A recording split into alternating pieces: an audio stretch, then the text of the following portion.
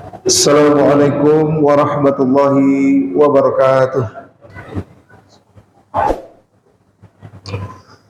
Innal hamdalillah nahmaduhu wa nasta'inuhu wa nastaghfiruh wa na'udzu billahi min shururi anfusina wa min sayyiati a'malina.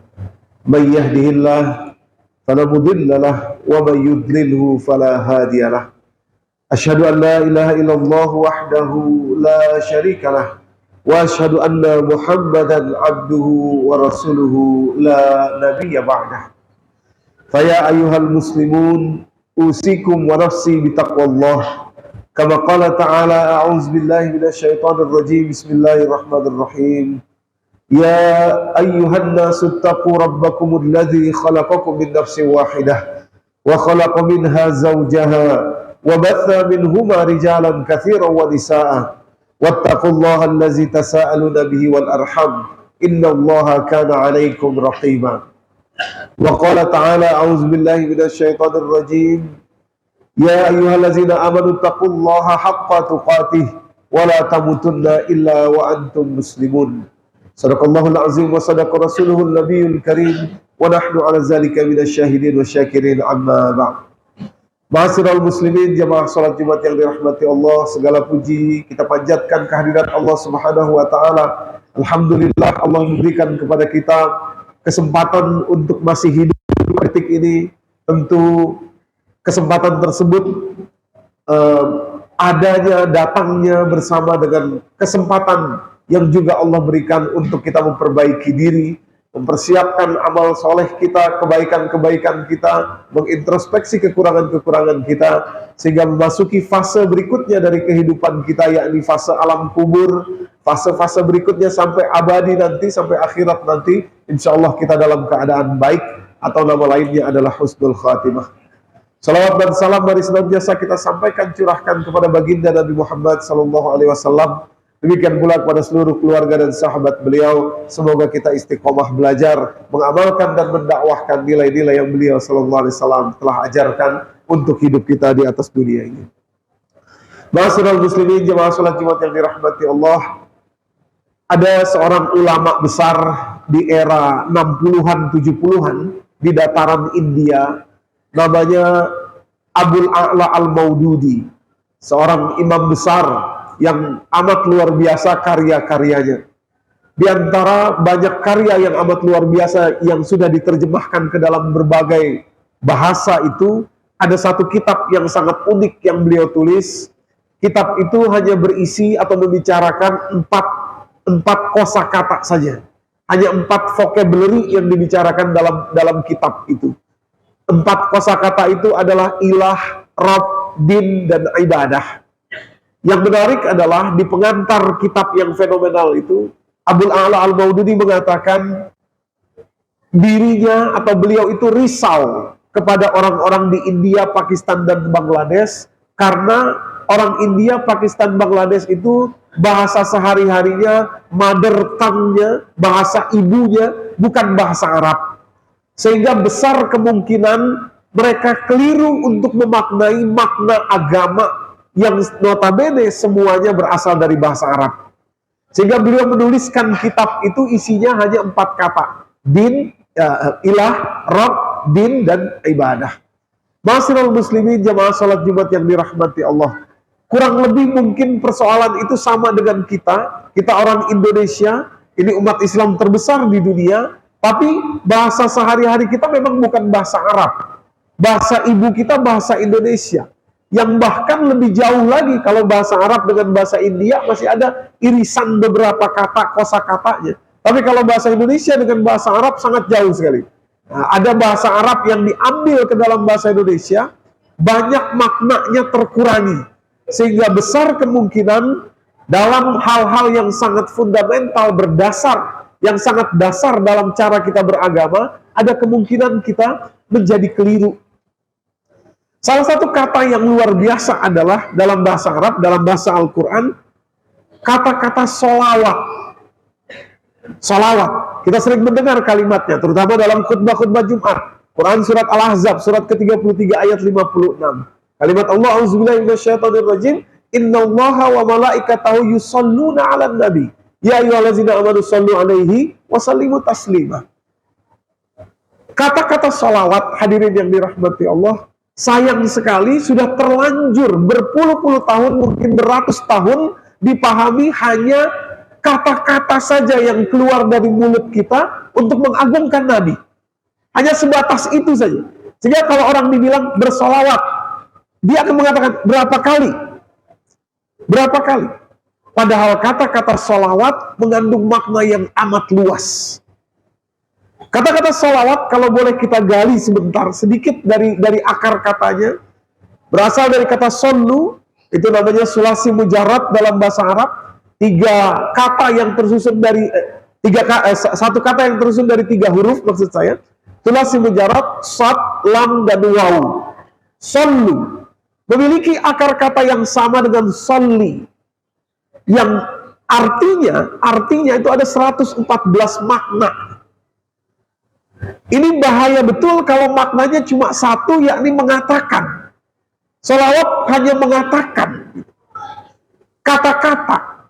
Ini mirip seperti kalau orang pejabat diambil sumpahnya dengan Al-Quran, di atas kepalanya ditaruh Quran, dia bersumpah dengan kata-katanya, misalkan dia mengatakan, saya bersumpah akan menjadi pejabat yang adil bagi seluruh negara Indonesia, bagi seluruh rakyat Indonesia. Sumpahnya bagus, kata-katanya bagus, tapi tunggu lihat bagaimana nanti implementasinya. Begitulah kira-kira sholawat ini. Kalau sholawat itu hanya kata-kata saja, yang keluar dari mulut kita hanya sebatas itu saja, tentu ini amat jauh sekali. Tentu amat jauh sekali. Ada 114 makna. Antara lain adalah, sebagaimana kata-kata sholat. Sholat akar katanya sama. Shollu, sholli, sama. Artinya secara cepat saja, artinya adalah terhubung atau connected. Terhubung. Makanya Imam Al-Ghazali dalam kitab beliau Ihya Ulumuddin, dalam bab sholat, beliau mengatakan, orang kalau sholat menghadap tembok, ini kita sholat kan menghadap tembok. Kalau hatinya tidak connect kepada Allah, maka tidak ada, sholatnya tuh nggak ada, cuma menghadap tembok saja. Karena sholat itu sebetulnya connect kepada Allah. Sholli, connect kepada Allah. Nah, dalam surat Al-Ahzab tadi itu, surat 33 ayat 56, Allah mengatakan, Innallah wa malaikatahu yusholluna 'alan nabi. Kalau diartikan kata yang keluar, sholawat itu hanya kata yang keluar, ya, maka kita sulit membayangkan itu bagaimana Allah dan malaikatnya berkata-kata sesuatu memberi sholawat kepada Nabi. Ada ulama mengatakan, sudah gak usah dibayangin, oke, gak ada masalah. Tapi seandainya juga diartikan secara lengkap bahwa sholawat itu Allah dan para malaikat terkonek kepada Nabi Muhammad. Wahai orang yang beriman, shollu alaihi, koneklah dirimu kepada beliau. Dengan konek kepada beliau, Anda juga konek kepada para malaikat dan kepada Allah Subhanahu wa Ta'ala. Secara sederhana, Allah menurunkan Al-Quran lewat malaikat, lalu turun kepada Nabi Muhammad, lalu turun kepada kita semua. Ini adalah tali yang sama, yang terkoneksi kepada Nabi Muhammad, kepada para malaikat, dan kepada Allah Subhanahu wa Ta'ala. Tentu saja tadi makna mengatakan sholawat termasuk di dalam maknanya, tapi kalau hanya dipersempit hanya kata-kata saja, nah, di sini kita dapat persoalan yang luar biasa. Sehingga kita saksikan banyak orang karena berpikir sholawat itu hanya kata-kata saja, dia berpikir sudah cukup dengan dia mengatakan dari mulutnya sholawat kepada Nabi, lalu mengharapkan syafaat. Padahal karakternya, sifatnya sama sekali tidak terkonek kepada Nabi Muhammad SAW. Ini mirip seperti pejabat tadi itu. Pejabat disumpah, kata-katanya bagus, saya berjanji, saya bersumpah akan menjadi pejabat yang adil bagi seluruh warga negara Indonesia. Tapi lihat bagaimana karakternya, tapi lihat bagaimana sepak terjangnya, tapi lihat bagaimana sikapnya, sifatnya. Hadirin yang dirahmati Allah, demikian pula sebagian ulama menafsirkan kata-kata ujung dari surat Al-Ahzab tadi itu, sallu alaihi, terhubunglah kepada Nabi Muhammad dengan meniru karakter beliau, dengan mengkopi sifat beliau, dengan mengkopi bagaimana kehidupan beliau sehari-hari. Lalu ujung kalimatnya wasallimu taslima. Wasallimu taslima ini sebagian mufassir mengatakan sebetulnya bukan memberi salam kepada Nabi, tapi maksudnya karena terpisah antara kalimat sallu alaihi kepada Nabi, dhamir atau kata gantinya kepada Nabi, wasallimu taslimanya kepada Anda yang bersolawat, yang mencocokkan karakter dengan Nabi Muhammad SAW, Anda akan selamat dengan keselamatan yang luar biasa besar. Fatah tanwin nakiroh artinya dalam kaidah bahasa Arab yang merupakan bentuk atau apa namanya kata untuk menunjukkan keseluruhan taslimah, keselamatan yang luar biasa disebut di seluruh aspek kehidupan Anda. Wasallimu taslima, Anda akan selamat. Kalau apa? Sallu alaihi, kalau Anda tersambung dengan karakter Nabi. Bagaimana sholawat yang bicara tadi? Bagiannya saja. Bagian dari tersambungnya Anda dengan karakter Nabi sallallahu alaihi wasallam. Wasallimu taslima. Seandainya begini cara kita memahami sholawat utuh, komplit, bukan hanya kata-katanya saja, tapi justru karakternya, sifatnya. Tadi kata Allah, wasallimu taslima, selamatlah kamu dengan keselamatan yang luar biasa besar. Maka insya Allah betul-betul dampak dari sholawat itu bukan sekedar lip service saja. Ada orang bersolawat ratusan kali, ribuan kali, tapi karakternya jauh dari karakter Rasulullah. Rasulullah pernah mengatakan, khairukum khairuhu li ahli, wa ana khairukum li ahli, kata Nabi SAW, sebaik-baik kalian adalah yang paling baik kepada keluarganya, dan saya ini adalah orang paling baik kepada keluarga saya. Artinya apa? Ketika kita bersolawat, secara mulut, secara kata-kata, kita sedang berikrar untuk menjadi suami terbaik bagi istri kita, untuk menjadi ayah paling baik untuk anak-anak kita, untuk menjadi anak paling baik kepada orang tua kita, untuk menjadi kakak paling baik kepada adik kita, untuk menjadi adik yang paling baik kepada abang atau kakak kita. Baru sholawat namanya. Nah, demikian pula yang lainnya.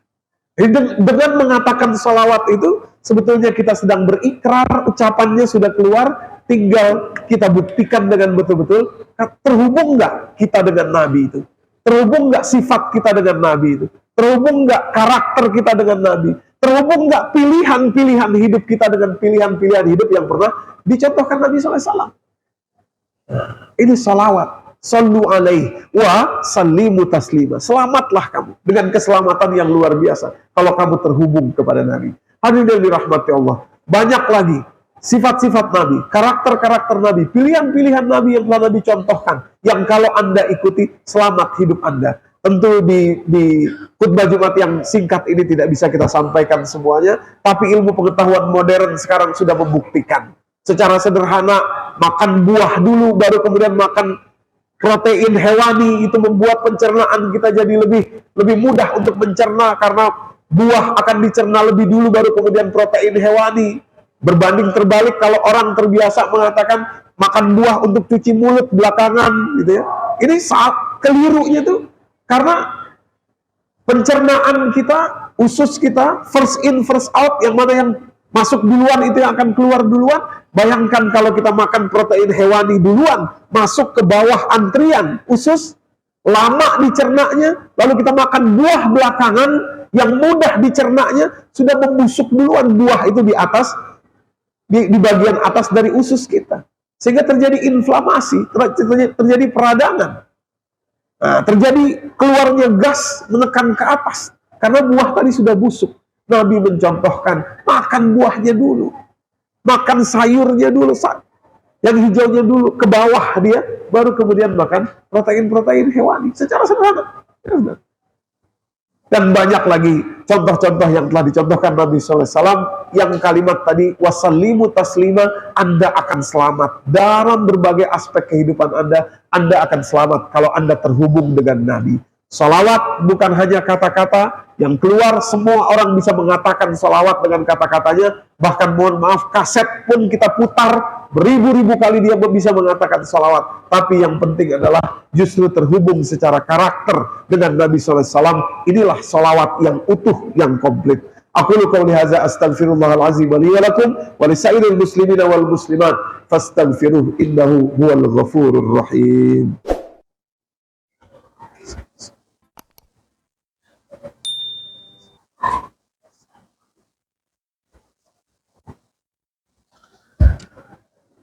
Alhamdulillahi hamdan katsiran tayyiban mubarakan fihi kama yuhibbu rabbuna wa yarda.